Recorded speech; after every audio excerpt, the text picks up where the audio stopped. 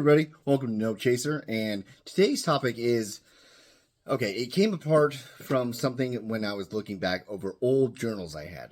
Honestly, I'm a freelance writer, I don't really like journaling because anytime I put like pen to paper, I have this need to like make it like look good, like I have to write well, and so free association writing is like really hard for me. But I had this one time span where like I had like almost like 6 months of like journaling every day. It wasn't like long entries. It was actually like through like a Google Doc thing where I just text like long periods of like how I was feeling that day, and I would just interject like just a couple things here, a paragraph here, and I saw like it was a good like insight into what I was going through, and it showed me like something where it led up to a relapse after a long stint of sobriety, and I realized this has happened a lot throughout my life, and it's one of the biggest triggers of relapse. And for me, I don't know about you guys, but for me, one of the most insidious, like not spoken like often enough, I feel at least, trigger of relapse is disappointment. It also goes into expectations. That's another big thing. Like you will hear that in like AA and stuff a lot. Like expectations is like just setting yourself up for failure, but like disappointment was always such a crushing blow to my like sort of psyche in a sense. Like it wouldn't even be like something where disappointment would like make me like have urges to drink. It would just put me in a mood that was like so lowered to where I would just be so vulnerable, to where if I just had like a craving or a thought or obsession, I would just be so vulnerable to it. And I think it all comes to pass where in kind of like the thought process of like an alcoholic or an addict, where it's that idea where we want control, where we want to know when we're going to be happy in a sense, where we want to know when we're going to be like okay, we want to know that we're going to have peace. And so when we like set ourselves up or we get our hopes up in a sense, like it doesn't go through, it's just like devastating to us because like I know I had a defense mechanism to this, for where I would never get my hopes up about anything. I would just always be kind of a Deborah Downer, if you will, and I just kind of not really have high expectations for anything, and that's not a good behavior either. Like that approach to things is not going to lead to like any sort of contentment or anything like that at all. And so I just like I would have a bad attitude. I'd be cheerful on the outside, but I'd had a bad attitude or outlook towards like my life and things in general. So I was trying to find this like middle, like trying to find a way where I can be just, be cool with the way things are, because I have to be, because I can't change them. And then also, have goals, have things in mind, have things that I can look forward to, have the carrot on the stick.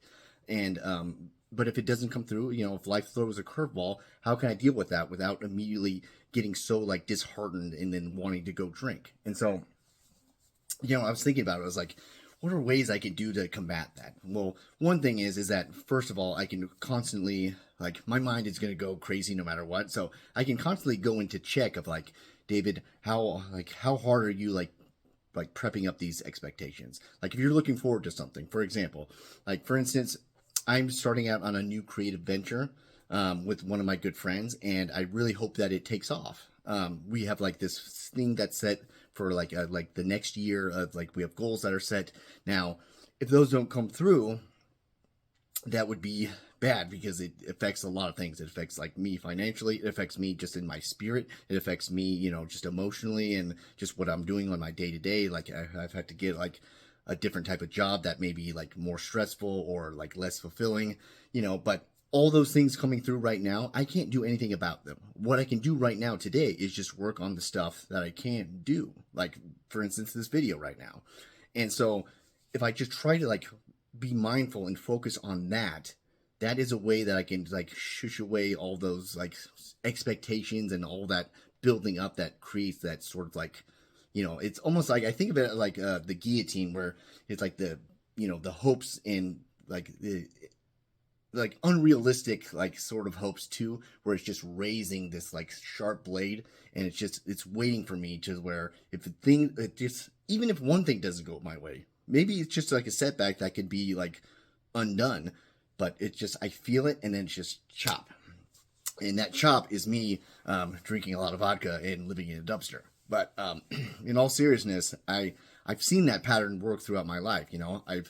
I look through like, kind of just using like Facebook memories and like using time hop and even like sort of these things that I always check back to, just trying to harvest some sort of insight from my past and like the patterns that I've had. Like I've looked through these things and I've seen like, oh yeah, when that thing fell through, or when that relationship like crashed, or when that thing happened, or when that job opportunity didn't go your way, that was a big relapse, like a big bender, like one of the big critical times that like you failed. And it's like, I have to be hyper vigilant about that, because I'm setting myself up, and I could do it maybe consciously, maybe subconsciously, just setting myself up for like a big disaster, sort of like, fall through. And that's like the thing I talk about the most, where that addictive, the addict or alcoholic mind just working in the background, kind of like a computer program that's just like doing its little thing in the back.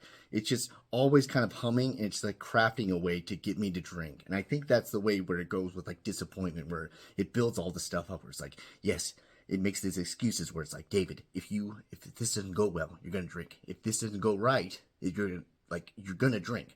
And it's like, those thoughts don't need to be there. I don't need to have that like sort of like ultimatum. Like, I'm creating ultimatums just on myself, and they don't need to be there. So I think for once, like, I'm gonna have, like I said, my mind always going a million miles an hour. I'm hyper aware of a lot of things, but maybe using it to good use to like really explore what expectations I'm putting on things, and not letting that crushing disappointment lead to another relapse. So I don't know. I thought I'd just share that with you.